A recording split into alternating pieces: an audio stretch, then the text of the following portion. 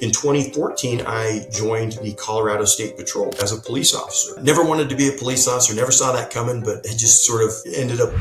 Everything you're doing is a stepping stone to the next thing. It's a stair step. You may hate your W-2 job, doesn't matter. You're learning valuable things that are going to equate to whatever you want to do next. And if that's be a commercial real estate investor, stay the course, continue educating yourself. Your path will take you there. I asked him, I said, hey, you have money? I need money. You more money with your money? You want to do this? And he thought about it for a day and he calls me and he said, let's do it. What's going on, everybody? Welcome to another episode of the Commercial Real Estate Blueprint Podcast. I'm super excited for today's guest, Brandon Hollibaugh. He is like he told me just before we started recording, he's just a normal guy. And like a lot of you, he started in residential real estate, did all kinds of stuff, fix and flips, BRRRRs, everything in between, and now is doing a lot of commercial real estate. And he's also got some education he's working on, and he's just got his hands in a bunch of different stuff. And we're very excited. He's very entrepreneurial to discuss everything he's got going on. And we're thankful you came on the show. Thank you so much, man. I'm glad to be here, Graham. Thanks for having me. Appreciate you guys. Absolutely. Yeah. So, you were telling us a little bit about your story, but for people who don't know you at all, give us the rundown of your story and how you got into real estate. Sure. Yeah. Well, I said my story probably starts when I was a kid. I grew up in a family. My dad was a hardworking carpenter. Basically worked his butt off, but good. Taught us 4 kids. I have 3 other siblings, and taught us hard work from a young age. My mom was a stay-at-home mom who homeschooled us 4 kids. So a single income family, living pretty low, real low income, but. My dad would always say things like, you got to work for yourself, son. That's the only way to do it. And I think he was trying to convince himself of it, now that I'm older and I remember the conversation. He'd tell us kids, you got to work for yourself. Don't work for the boss. You got to build a business. And he always say things like, build a legacy, right? Build a legacy that you can leave your kids. And I always remember thinking, yeah, but you work so hard and you come home exhausted every day and there's nothing left in the tank. And, that being said, he never made that leap out of his W-2 and, I think he didn't have the confidence in himself. And so I remember seeing my parents struggle with money and, we lived a really good life. We were always outdoors and, but I just remember thinking, okay, there's not a lot of money in this equation. They're always struggling in that area. And so whatever they're doing is not seem to be the magic, ticket, the golden ticket, if you will. And so I remember thinking, okay, I got the hard work thing that I can do. But he would always talk about real estate. He'd say, oh, you should own real estate, and I'd say, well, why don't you buy rental properties, Dad? Well, I don't want to plunge toilets, I don't want to fix people's toilets, eyes. But ultimately, from a young age, it ingrained in me that that path was not the one I wanted to take. So I thought, well, some of my friends are joining college. How do I do that? So right out of high school, I asked my parents, how do I go to college? They're like, we don't know. Neither of my parents are college educated.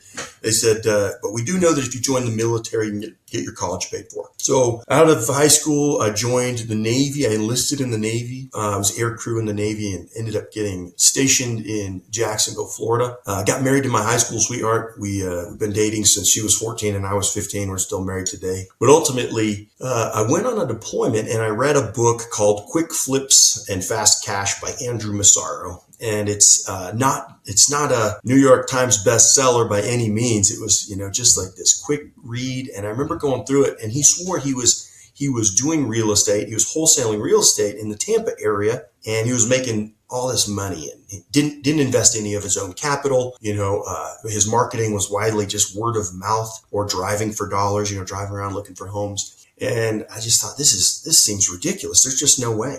But I was at that time I was deployed to Bahrain and we were doing these missions, right in Iraq. I was air crews. We're flying over Iraq, and at night I'd be obsessed. I'd read these books, and this was before Amazon Prime, so I had to order these books and wait 2 weeks till they shipped out there and sit there and read them in a tent with I was in a 10-person tent with 9 other loud dudes. And so I would read these books constantly and I just became obsessed. And I thought, man, there's just no way people are doing real estate so successfully at such a high level. And this was around 2009 into 2010. And the market had just tanked. It was a great recession. So many people got burned that there were a lot of people who were investors who had pulled out completely, gone back to their W-2s, bailed on the whole plan of being real estate investors. And so it was a real weird time where people were like, ooh, yeah, you want to be a real estate investor? What are you, crazy? And that's happened a couple of times in my life. And at this point in time, people say, are you crazy? I think, oh, maybe I'm on something here. Anyway, I read a bunch of books mainly on wholesaling real estate. And for anybody, any guest on your podcast that aren't familiar, that's just a contract play. You put the house under contract legally and you sell a contract to an investor who plans on doing something with it, whether it's renting it or flipping it or whatever. And so really you're just the middleman. You're facilitating the transaction. I was not a licensed broker, but ultimately I came back home September of 2010. And I told my wife, I said, I read all these real estate books and I want to be a real estate guy. And she just shook her head. We had two new babies, two young kids, I think a 3-year-old and a newborn. And she's like, man, you just need to focus on promoting in the Navy. We can't afford diapers. We certainly can't afford to go buy a bunch of real estate, right? She had the same misconception that I do, that you need a bunch of cash in your bank account to be able to go invest, right? I said, no, just give me $200 in 2 months and I'll show you. I'll wholesale a house. And she goes, yeah, 1 month and you got $100. And if you can't do it, you need to forget these dreams of being this big real estate tycoon and focus on what we got going on right now. Because she was staying home with the baby, so we have one income. And I said, all right, fair enough, $100 1 month. So I went out, I drove for dollars, looked all over the place. Ultimately, I found a property online that this college student was trying to wholesale a house or be, real estate investor for a college project. And so I found this house that was in the rough part of Jacksonville and in really rough shape, built in 1910 or something like that, and ultimately what I did was I wholesaled the wholesale. So I put it under contract from him and I put out a bunch of signs, handwritten signs. Another way I found leads was I write these handwritten signs on corrugated plastic that say, I buy houses for cash, stick them on the street corners and get leads that way. That was what I needed the $100 for. And so ultimately I closed on that house, found a buyer, closed on that house within 29 days, barely made it, and made $600. And you might think, well, $600 is unimpressive. To me, that was the greatest $600 I've ever made and probably the greatest money I've ever made to this point in my life. And the reason is it proved to me, it gave me the confidence to know that I had solved this, I had found this repeatable system. Anything in real estate is about systems.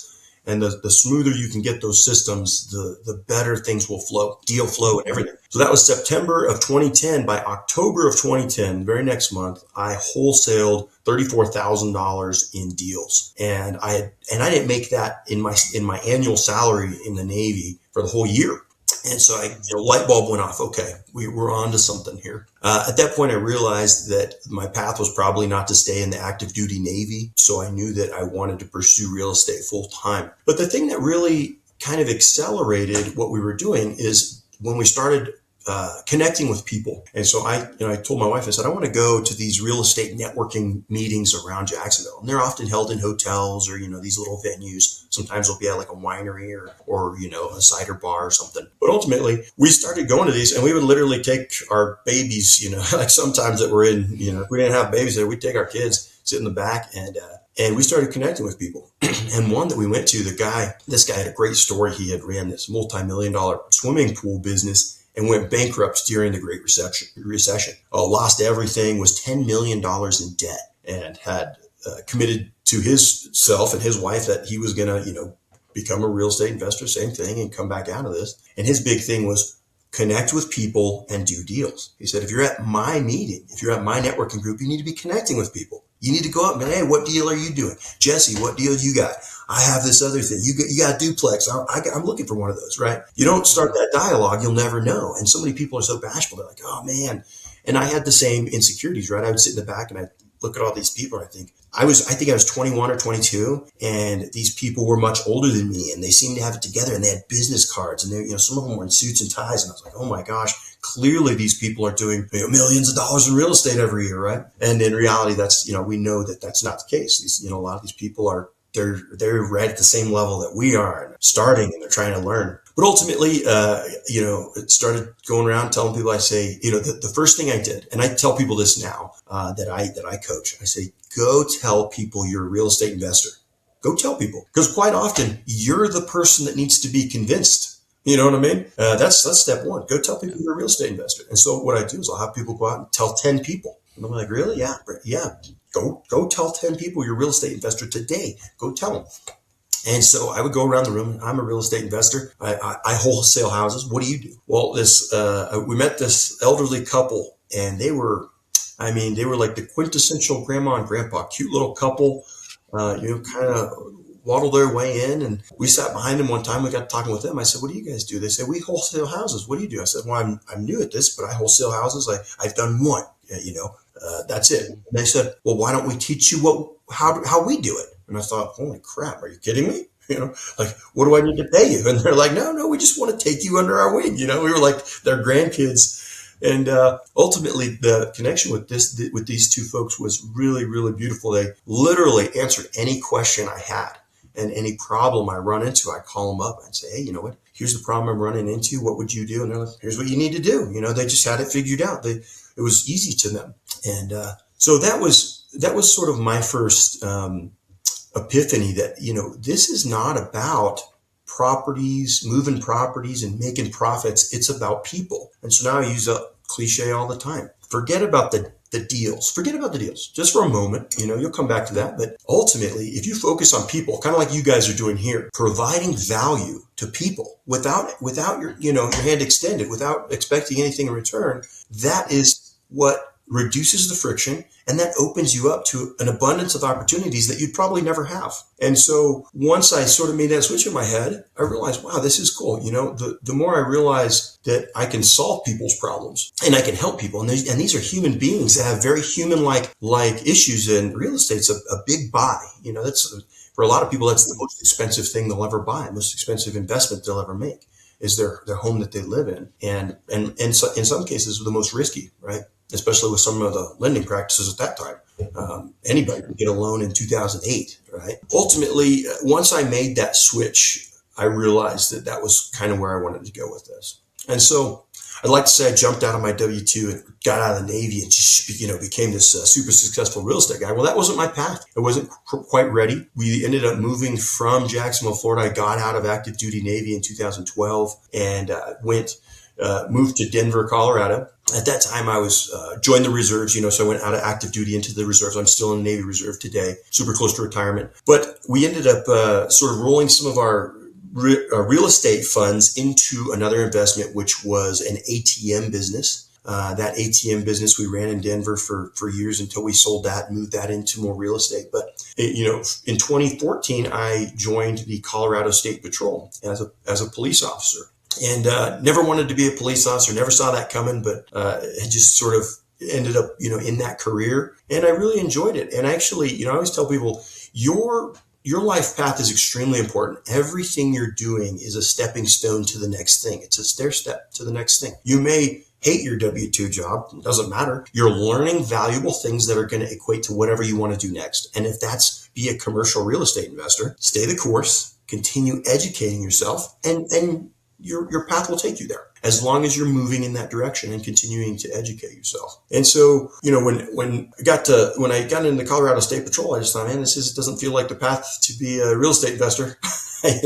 My practice is like the opposite. But I did that for 9 years. And the last 4 years of that, I did fatal crash investigation. So my job was, get these bad crashes on the highway. I go straight out and to devastation and destruction and death in the highway and investigate it. One thing that did is it helped me get my math skills up to par because everything's a math equation, But I remember it was a 4th of July, 2022 4th of July, Independence Day. And I'm going to this triple fatal crash in this mountain city here in Colorado. And I'm like, I got some time. And it was like a 2-hour commute. So I'm like, I'm going to call my little brother. Well, at that time, my little brother had been flipping houses for about 3 years. And doing quite well, really found his rhythm, his stride. And so I call him up. I say, what's up, man? What are you doing? He's like, what do you think I'm doing? I'm at a barbecue. I'm drinking beer with my friends. I'm having a good time. It's Independence Day, man. What are you doing? I said, well, you should feel pretty safe because I'm going out to fight crime, right? I'm going out to keep the community safe. And I said, I got to go to this investigation. And he goes, why are you doing that? And I was like, what do you mean? This is what I do. This is my career. This is how I pay the bills. This is my security, my family security. He goes, no, I don't mean why are you doing it, that way. I mean, you could be doing so much more. He goes, you know real estate. You've done real estate. You could be doing real estate full time and scheduling your own schedule and living life on your terms. And I just remember thinking, yeah, that's a good point. I'm doing this. And the truth was I was doing it because it was the safe option, right? It's funny to say that being a cop is a safe option because it doesn't, your life is in danger sometimes. But ultimately, I thought about that the whole time, the whole time I was investigating that crash. I was like, just thinking about it's going through my head. And I thought, man, I had worked so hard to educate myself and to build up the knowledge that I needed to do real estate. And I just was not ready. That life path, those stair steps, right? I wasn't ready to jump out of my W-2 and rely completely on myself. After that, I went home and I asked my wife, I said, I need to talk to you. I've thought a lot about this. I want to be a real estate investor. I want to get out of the state patrol and I want to do it full time. And she goes, and I was like, oh no, she gonna freak out, so she gonna panic on me. At that point, she had gotten her real estate license and she was a broker here in Colorado. And she goes, I've been waiting for you to be ready. And I thought, wow, first thing I thought was what a great woman, what a great partner to have, who has that confidence in me that I don't have in myself. And then I thought, wow, okay, well, she believes in me. That means I really have to do this, Yeah. Oh crap, right? Calling you out a little bit. Yeah, she put me on the spot, right?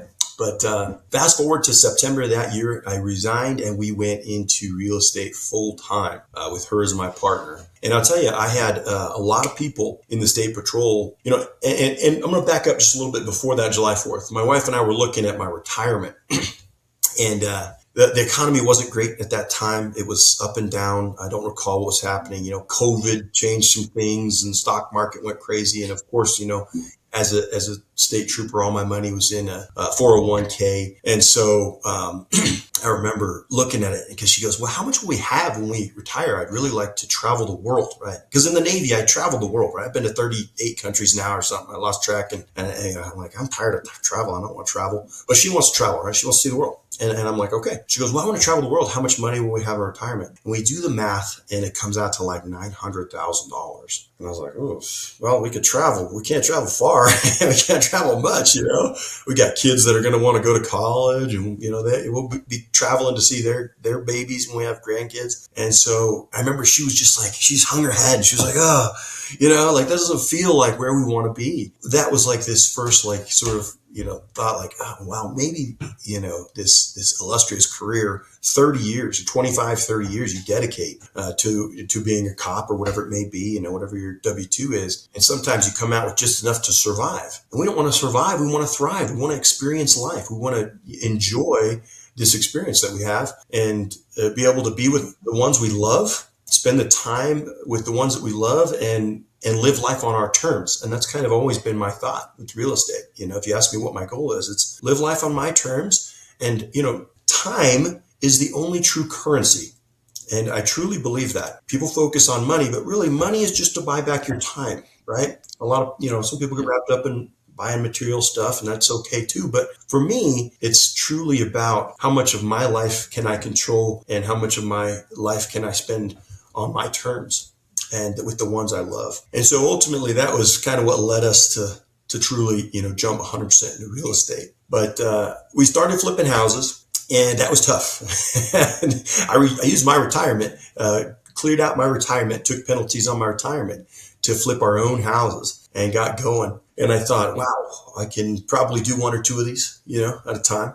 We had a little rental property. We had an Airbnb that we had, used our money to get and everything. And then we, took what was left and started flipping houses and did okay on some house flips. But again, I was met with this idea that this experience is about connection. And with our limited resources and money, how far can we take a house flipping business or a house investing business? And I realized wasn't very far. And it was scalable, but at a very slow speed. And our goal, was to continue to scale up into multifamily and commercial properties and continue to grow from there. And so I had a friend that I had done some work with and for, who was very, very wealthy and who had built enormous businesses. And I knew that he had a lot of money. And I woke up one morning and I told my wife, I said, I'm going to go ask this friend to invest with us. She goes, really? Whoa. Would you think this through? What is he going to think of us? What's everyone going to think of us? What is he going to say? What if he just says no? So there's always the insecurities that pop up, of course, as there are through this whole journey, right? Anybody, I mean, you guys have been through them. You meet your insecurity and you challenge it. And then you meet your insecurity and you challenge it. You meet the problem and you figure out, how to overcome it and the solution. And so this was just another one. And I thought, well, if he says no, then that's the end. I don't know it's not going to bother me. We'll go to the next person, I guess. So I went to him and I said, here's the plan. I did have a plan laid out. I said, here's what we want to do. Here's how we're going to find these properties, and here's how we're going to flip them, and here's how we're going to execute this. And when I first asked him, I was pretty sheepish about it. I had a lot of insecurity, so I didn't know how. It's hard to ask someone for their money. Hey, can I borrow your money? It almost sounds like you're asking for a charity. Now I know that's simply not the case. I am adding value to him. But I asked him, I said, hey, you have money. I need money. I can make you more money with your money. Do you want to do this? And he thought about it for a day and he calls me. He said, let's do it. He's just like, yeah, let's do it. And all my walls were like, oh my gosh, I didn't expect that. I didn't know if he'd ask a bunch of complex questions, but ultimately we built an incredible relationship with him. Still really good friends to this day. We still, partner with him on deals to this day. But that was a huge thing for me to challenge myself, to overcome that insecurity and move past that. And now I approach investors. Now we have investors come to us and say, hey, we have money, can you invest our money? And it's very different now because now I've built up the confidence to know that if an investor is coming to me, I'm adding a lot of value to them, and with what we've built up now. And so I can say to them, I know that if they come to us, they're coming to us for a win. They know they're going to bring their money to us and they're going to get a win. And I've even turned investors away, that I didn't feel like was a good match. And then that's okay too. And it's hard, someone says I have $500,000 I need to invest. It's hard to say, well, sorry, I'm probably not the guy for you to partner with. We'd be a mismatch, or we'd be button heads or something like that. But so fast forwarding through this, we flipped houses and we got momentum and we built up. And once I learned to focus on the quality partnerships and connections with people, it really opened up the doors to our business. We named our business BNC Real Estate Solutions. And when we first named it, we really didn't. We just thought, hey, that's a good name. I'm the B, Brandon, and my wife is named Chessie, and she's the C, right? So we just thought, well, we just got to come up with a name. Well, really, as we got into this, we realized that the name it took on its own personality. It became something very, very cool. And that is that we were able to find people who were in jeopardy of foreclosure, or who were in over their head and were in a financial crisis, or maybe had a death in the family, and they inherited this property that needed too much work for them. And we were able to provide the solution for those people. And it goes back to what I said. It's about people. It's not about the profits. It's not about the properties. It's about the people. Human beings have very real problems, and investors have the ability to solve those problems. And so it was, and I'm rambling, guys. So if you guys have any questions, or if there's a gap in my story, cut me off. No, you're good. You're good. There's a lot to unpack. First of all, I want to thank you for your service. There's just a lot to go behind that, with doing it with a young family, and being enlisted is not an easy task at all. I was an officer, and I saw it from my soldiers, living paycheck to paycheck, making bad decisions sometimes. And, kudos to you for going out and taking action. I think that's one of the biggest things to take from your story. Despite all the other things going on, you took action. You mentioned only $600 from your first wholesale. A lot of people would look at that and say, would probably like what you said. But to me, all I heard was proof of concept. You figured it 100%. out, you got it done, and you moved on. And, I look at our story personally, and we did a lot of things that scared us. And once we got it done, we were like, oh, this is easy now. And we're just going to go on to the next thing. Now it's not as like, oh, we'll take a second position, 12% interest. Absolutely. That scares a lot of people.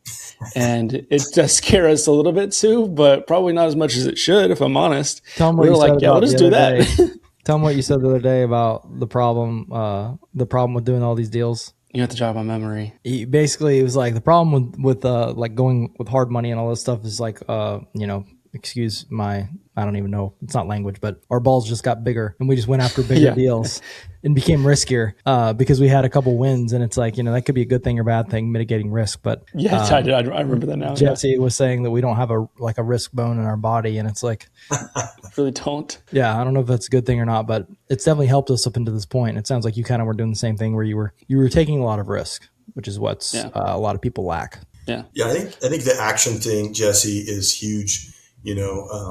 As we kind of progressed through this, we started putting some of our stuff on social media. I think initially it was just kind of, we had people who were like, hey, it's really exciting to see what you guys are doing. You should post that stuff online. So we started posting it on Facebook or whatever, and people really, they take an interest in that, and then they're like, hey, they'll call you up, hey, I'm sure you guys have it all the time. Jesse, Graham, can I get coffee? I want to know how you guys are doing it. I want to do what you're doing, right? How many times that Graham has been asked that in the last 2 weeks? Oh my gosh. Probably 30, 40 times. Legitimately. I'm not joking. Yeah. I would initially, I'd go to coffee with people and, a lot of coffees. And I'd look at my schedule and be like, coffee. And I'd go to coffee. I'd say the same thing to people. You got to take action, right? You got to take action. Yeah. Read this book. Attend this webinar, do whatever, right? Get educated. And I found that, and I think the stats show that 6% of people actually take action, in most cases, right? Only 6%.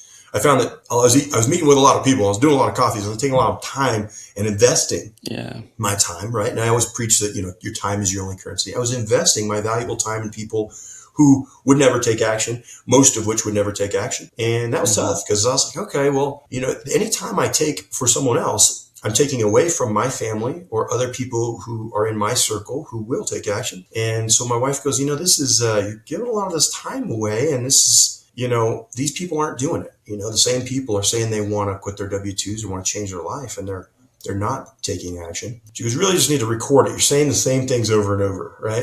And I'm sure you guys have done it. You've gone to coffee. You've told people the same things. Here's what I read that inspired me. Here's this, 100%. Yeah, you've been there. And so she goes, you just need to record it. And so I'm like, oh, that's a good idea. And so I had a mentor at that time who told me, he goes, man, you should just you should record your own video course. And and you could just tell people if they want to meet up for coffee or they're interested, just tell them to go watch the video course first. And then if they get that video, if they get the education, now they can go on and meet up with coffee, and you can help them scale to the next deal or whatever it may be. And so that was what we did. And that was kind of the birth of our education group and mastermind, Cash Flow Academy 101, was I recorded those videos. And so now when people say, hey, want to go to coffee? And I don't tell everybody who asks me for coffee to go watch the course first. But ultimately, our time is valuable. And as investors, and you guys realize that your time just gets choked out, and you have all these deal flow where you're underwriting these big commercial deals. They take time to underwrite. Everyone's going to consume some of your life and your time. And so I think a big part of my journey has been learning about how to manage that time and learning that not everybody are action takers. And that's okay. I don't look down on anybody for not being action takers. It took me from 2010 to 2022 to fully take action and do what I said I wanted to do. But that was part of my journey, right? Maybe they're just not ready. No, 100%. That's, probably one of my biggest struggles as an entrepreneur right now. It's like I have 4 kids, all under 6 years old. Yeah. My wife stayed home. I work from home like most days, and managing tons of people asking us about deals and wanting to get coffee, and then also trying to keep up with posting on social media, YouTube, and then also actually doing the deals we're doing, the ones we have under contract. It's a lot to manage. So that's what I'm trying to figure out right now, how to do it better. And we're kind of thinking about something like that, where maybe not necessarily a video course, but some kind of community or something where we can have people join like a call, and instead of meeting with 15 people for coffee asking the same questions, we can get on a call with like 15, 20 people at once, and just, people can ask their questions,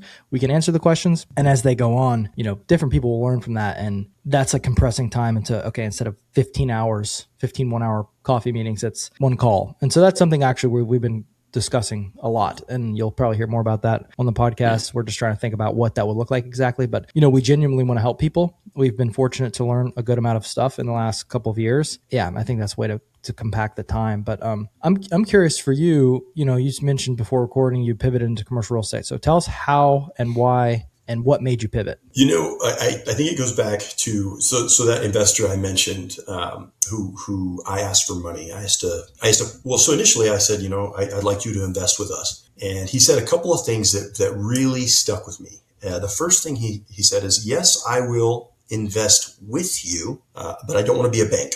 And I just thought that was interesting, and I liked that he wanted to be involved. You know, he wasn't the kind of person who was going to micromanage everything.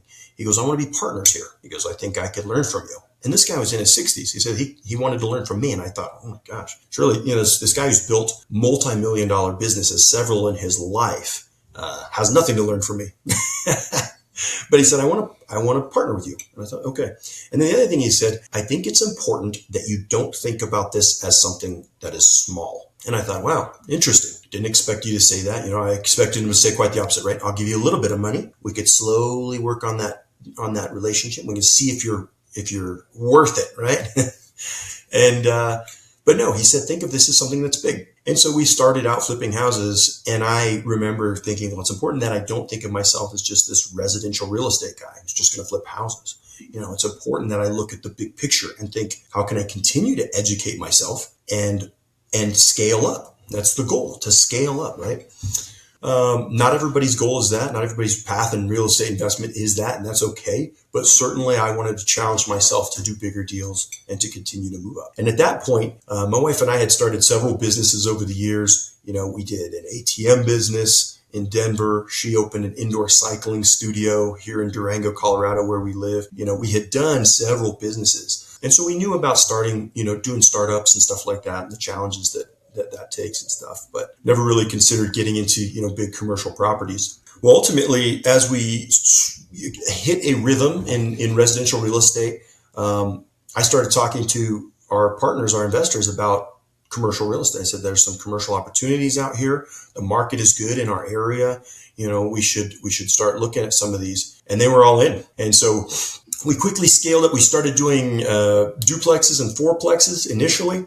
And then we started gathering up all these duplexes and fourplexes and really focusing on portfolio buyouts. So when I would find a seller, I'd say, what else you got? Immediately. First question, hey, what else you got? Especially if I knew they're retiring. I say, listen, you're used to the cash. You're used to that cash flow. You don't want me to buy this asset cash. You need that check. You should sell or finance me, carry the note, even if it's for a temporary amount of time. You'll avoid some of the taxes. You'll get that mailbox money that you're used to. I think that's the way to go. And I you know, explain to them how that worked if they weren't familiar.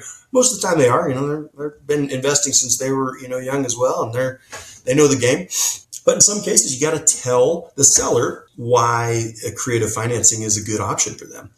So we gathered up 36 duplexes and fourplexes, just sort of all over our region. And, you know, we're in Southwest Colorado, so we have access to the northern New Mexico market. Colorado, we you know, kind of go all the way up to Colorado Springs, Grand Junction area. So we have a pretty wide net. But we used those duplexes and fourplexes as bargaining chips to get to the next level.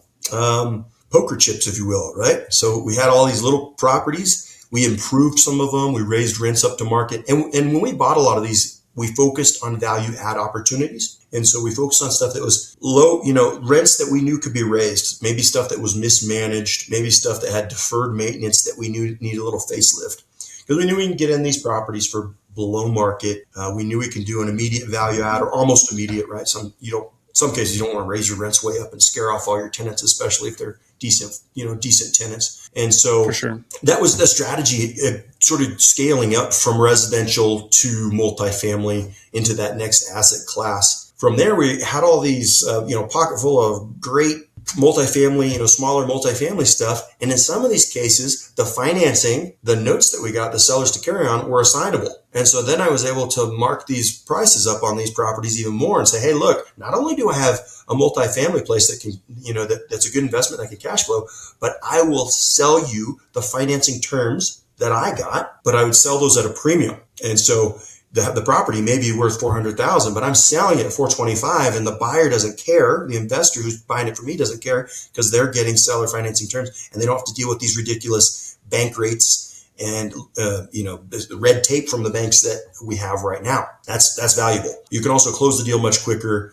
With you have less bank underwriting and stuff to go through, right? And so that was a great move strategically to get us into our next investments. So we started investing in apartment buildings. We had purchased a 21 unit, what was a hotel that had been converted to an apartment building, but was very, very poorly managed. And we got that with seller financing as well. We bought it at 1.05, and they wanted a pretty good amount down. I think they wanted 400,000 down, but they carried the rest of the note at 5% for 5 years, 30-year amortization. And we immediately went in. We added in a laundry room because one of the problems was people were going to the local Walmart, getting grocery carts so that they could push their laundry down to the laundromat, and then they'd abandon their grocery carts in the parking lot. And so end of the month, we'd have a parking lot full of grocery carts that we had to return to Walmart. So I said, well, let's give these people a laundromat. And so we were able to, use that and, continue to value add and increase rents there. And from there, we looked at, we sort of opened our mind to other opportunities. And so, now we're underwriting an office park. It's a 24 unit office park that has a value add component. We've purchased a laundromat, we've purchased a car wash, and we're always looking for mobile home parks that we could potentially convert into tiny home parks, because those tiny homes are super popular right now. And we're in a tourist area, Durango, Colorado. If you're not familiar, it's a ski town. It's this cute little kind of a boutique town that a lot of people vacation to. But that was sort of the stepping process. Yeah, and it didn't happen quickly. And as I explain it, it sounds super easy, right? You guys know it's not. It's a lot of barriers to get through as you're moving on up. But the more, like you said, the more you network with people, the more that deal flow kind of comes to you. And, at this point, we have investors that come to us and say, we'd like to partner on stuff that's next. And, we're even doing a BRRRR on a 7-plex. An investor came to me and he said, I have $1 million. What can we do with that? And so we decided to do this 7-plex that was completely dilapidated. It was across from a middle school in a great little town here in Colorado. And there were squatters in it. And there were people selling drugs out of it. It's just so bad. We ended up buying it and we're making it like brand new. And I've had people in their 50s tell me, oh my gosh, when I went to the middle school, we called that the drug house, And so it's gratifying for me to be able to say, yeah, we're taking the drug house and we're making it, into the nicest apartments in town. And so that was sort of the scale up to the commercial side. And now our primary focus is commercial real estate, office parks, mixed use commercial. That's sort of where we're at now with our trajectory of our real estate. And we still have a ton of lead flow for residential because of the momentum that we've built. And now we're able to pass that off, and hand that off to our students that we mentor in Cash Flow Academy 101 to help them scale up and to help them keep their momentum and get their wins. So.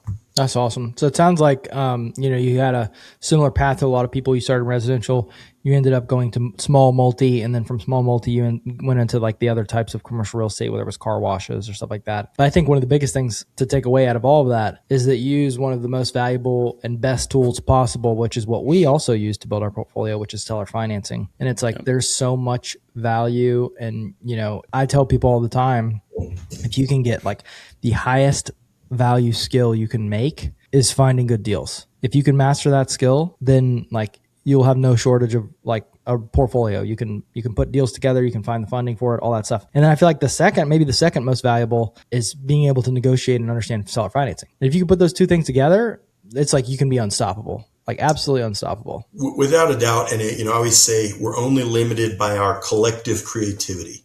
And the reason I say collective creativity is because Brandon Hollibaugh is much smarter in this room with Graham and Jesse than I am in this, in this office by myself, right? You guys have creative ideas and clever tools and tricks and methods that I may have never even heard of, right?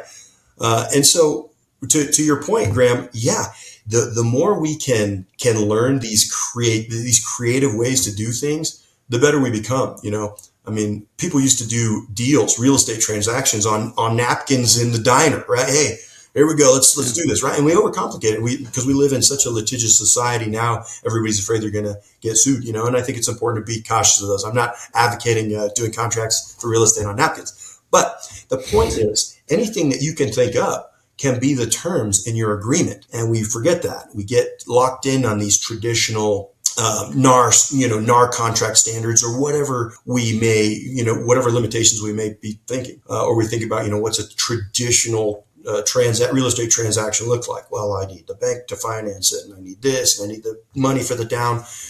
We have done deals where we stacked capital.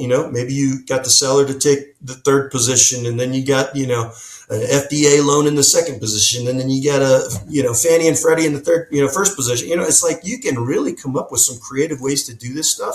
And I find that it just takes a little rapport building. If you can connect with the seller in any way, or if you have a good broker who can work as that liaison. And this is a really important thing. And Graham, I know you know this as a broker. The broker on the other end can be the gatekeeper to a good deal, and they could also sink a good deal, right? And so I talk a lot about partnering with good brokers who understand investors, because you're a broker who speaks the investor language. In a lot of cases, that just doesn't happen. And if you're going in saying, "Hey, I want to do creative financing, and I want to stack the capital like this, and we want to do this," it can overwhelm a broker who doesn't speak that language, and you know that, right? 100%. That makes me think of two things. It's funny. Me and Jesse are doing. I don't know if you've seen like the Higher Up Wellness Challenge on Instagram, where you have to record a video for one video every single day for 30 days, where you're just like talking to the camera. Because we hadn't really done that, and so we're like, let's do it because it puts us out of our comfort zone. And my video yesterday was literally, I put like the titles like "Brokers Are the Enemy," because that's kind of controversial. People think that, right? And then in my video, I was like, it cracks me up that a lot of people treat brokers poorly, sellers, buyers, whatever, and they think like, oh, they're this obstacle to get in the way. And there are certainly really bad brokers out there who do actually get in the way. But if you find the right broker, and this is not just me saying this because I'm a broker. We're using brokers to find deals for us too. It's like if you find the right broker, they see 80% of the deals or 90% of the deals because they're cold calling, they're going direct to seller. A lot of end buyers, maybe some of them are doing that, but not a lot of them. So like brokers have access to the really good deals. And it's like, if you become friends with them, you treat them well, you treat them with respect, they're going to send you deals and you're going to get deals. And some of those deals in commercial real estate can make you hundreds of thousands, if not millions of dollars. Versus if you treat them poorly, you act like they're a nuisance, you complain about their commission, you haggle them, then guess what? You're not going to get sent deals. And you're also not going to develop like a reputation where you get sent deals. Because like I've seen it so many times where people just have this like, oh, well, we're trying to, like I was talking to somebody the other day. He's like, yeah, we're trying to design this whole thing where we don't have to involve brokers. And in my mind, I'm like, why? Like you might get a 3% commission, but for example, let's just take $1 million deal. 3% is $30,000. Okay, maybe the seller has to pay a broker $30,000, or maybe a buyer has to come in a pocket and pay a broker $30,000. But if you can create hundreds of thousands of dollars, like let's just say 200 grand or 300 grand, who cares if you give $30,000 away? Like that person brought you an opportunity to make you hundreds of thousands of dollars. So that was one of my rants. The other thing too is, like you said, having a good broker who actually understands seller financing is huge. There was a deal where a friend of mine had it listed. It had been listed for almost a year. Somebody reached out to me. He wanted to buy the property. Turns out he'd been talking to that broker directly for like a long time, like almost a year. And he said, well, can you help me? Can you rep me on this deal? So I went and sat down with him, looked at everything. I said, well, have you asked him about seller financing? He was like, no, I haven't thought of that.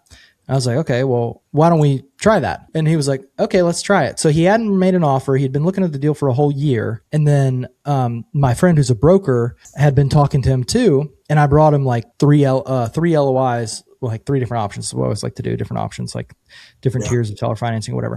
And he's like, how did you get this guy to bring an offer? Like, I've been working with him for a year, and you talked to him for a day and brought him an offer. I was like, well, it's because I started talking about seller financing and it started making sense. And guess what? We ended up closing the deal. And he was telling me afterwards, he's like, yeah, one of his other broker friends was like, were you mad that, he came in and got a portion of the commission? And he's like, no, because it wouldn't have happened if he didn't come in with the seller financing option. Yeah.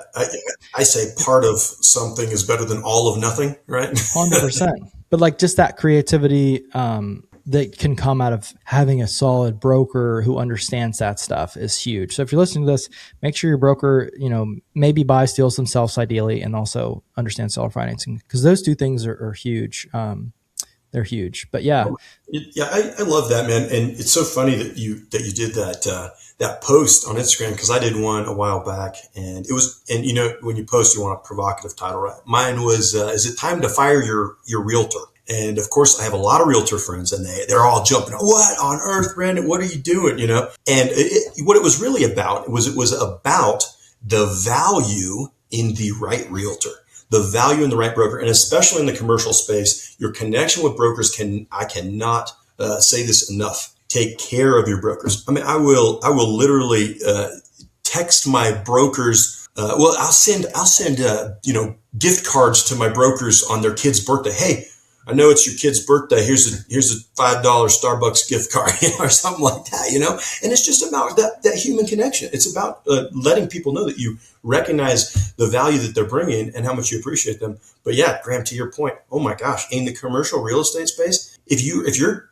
strategy as an investor is to try to circumvent or go around your broker to try to reduce that 3% fee, I believe that you're playing the game of real estate at a low level. I mean, that's just the way it is. Yeah. You're limiting those opportunities significantly, and you're thinking about these small little crumbs instead of thinking about the big picture. And that's, potentially, like you said, Graham, potentially millions of dollars in investment in returns. So yeah, couldn't agree with you more on that one, man. That's crazy that people play that game. How can I not spend this 3%, man? I'm happy to spend that 3%. In fact, we'll pay our broker's fees, and then we send them a bonus on top, and in some cases it's $100 gift card to their favorite steak restaurant, say, "Dinner's on me. Thanks for making this transaction smooth." 100%. The best buyers understand that. And like I said, I'm not just saying all this because I'm a broker. It's just like so even if I don't intentionally think, "Oh, I'm going to send this guy a deal because he's saying he's going to buy me steak or whatever," you just like that person more subconsciously because you understand they respect you. And so you're naturally they're going to be one of the first people you send a deal. And it's that is just massive. That's just so massive. But yeah, I love what you said. And one other thing, you mentioned something that our one of our mentors has told us. He was talking to us about at the sales meeting the other day. You said you'll send the broker like a $5 Starbucks gift card or whatever. That's a great idea because you stay top of mind. Even if it's $5, it's still thoughtful. But he said, do that. He said, I don't know if I want to give the secret away, but he's start Venmoing sellers. If they're not replying to you, say you're talking to somebody about selling their building and then they maybe start ghosting you, because it happens all the time. Send them a $5 coffee. "Hey, appreciate you talking to me about your building." He's "I did that, and the guy called me back same day." And it's that little difference is it's just wild. It's wild for sure. Yeah, absolutely. Awesome. So you guys heard it here. If you want to check out anything Brandon's got going on, definitely do that on his website, or like you said, you'll give us an email. And we'll put it in the show notes. And we appreciate you guys listening to this one. It's been a good one, and we'll see you in the next one.